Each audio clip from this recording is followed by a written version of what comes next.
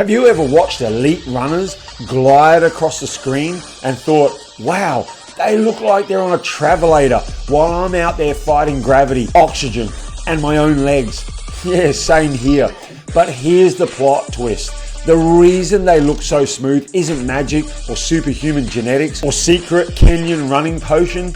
It's because their running form is efficient, repeatable, and scientifically dialed in. And today, I'm going to show you exactly how you can run more efficiently, more comfortably, and maybe even look less like a confused baby giraffe in the process. Let's dive in. Running seems simple. Shoes on and out the door. Try not to fall over. That's the whole sport, right? Well, not quite. While running is simple to start, running efficiently depends on a cocktail of factors: strength, stability, biomechanics, and the mysterious angle of your head decides to hang at about 5 kilometers in. Everyone's form looks different, and that's totally normal. But efficient form has one thing in common. It makes running feel easier, reduces injury risk, and helps you go faster with less effort. And the good news is, you don't need to be an Olympian to improve it. You just need to understand a few key principles. First, there's your head position.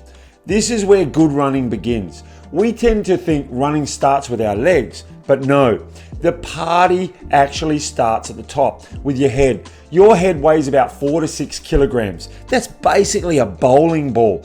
And physics tells us where the bowling ball goes, the whole body follows. Look too far down and you'll collapse forward. Look too far up and you arch your back. Push your head forward, congrats. You've just added unnecessary load to your neck and your shoulders. So instead, look 20 meters ahead. Keep your ears stacked above your shoulders. Let your shoulders relax instead of slowly levitating up towards your ears like stress balloons. If your shoulders start creeping up during a hard effort, shake them out, literally. Let your arms flop for a second, then reset. It's weird, but it works. Now let's look at their arm mechanics. This is your free speed boost. Your arms are not decorative. They are your secret speed boosters. Biomechanic research shows your arms counterbalance the rotational forces of your legs. That means better arm swing equals smoother, more efficient running. So here are the golden rules. Elbows close to your sides,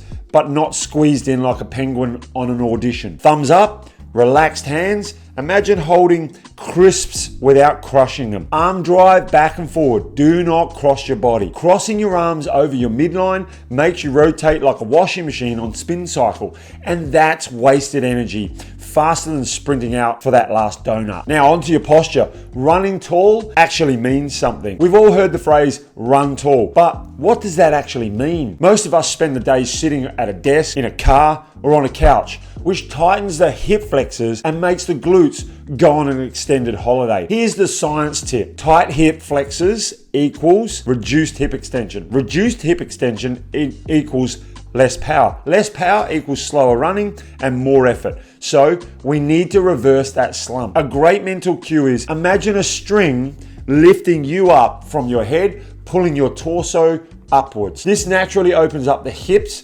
engages the core, and gets your body stacked in a way that physics actually likes. Here's a quick drill to help you with this. Stand tall, hands on your hips, eyes on the horizon, rise onto the balls of your feet, lean forward slightly until momentum takes over. Run a few strides. This switches on good posture instantly. Landing mechanics is where we all have the great foot strike debate. Ah yes, the internet's favorite argument. Should you heel strike, mid-foot strike, or forefoot strike? Here's the truth. Even elite runners vary. You'll see all three styles in world-class athletes. But the key difference isn't how they land, it's where they land.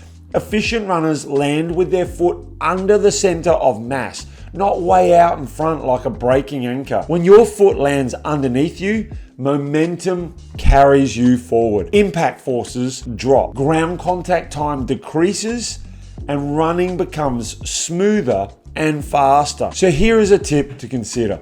Landing too far in front increases braking forces by up to 3 times your body weight, depending on your stride.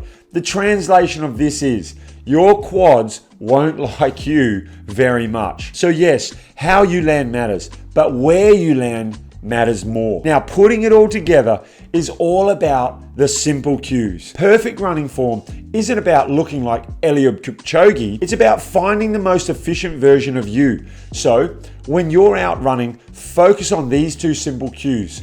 Run tall, lift from the chest, open the hips, and engage the core. Use gravity. Lean very slightly forward from the ankles, not from the hips. Let momentum help you instead of fighting it. These two alone can completely transform how effortless your running feels. Great running form isn't reserved for athletes. It's available to anyone willing to practice a few small changes.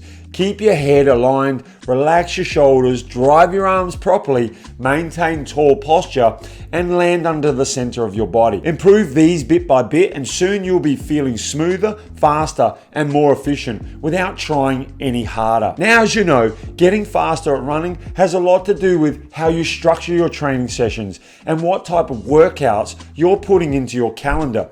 And the two common types of workouts that have a great effect on your running pace, but are also the ones that get a lot of runners confused, are tempo and threshold runs. So I've recently made a video to help you know the clear difference between them and how to structure them into your training. And that video is coming up right now.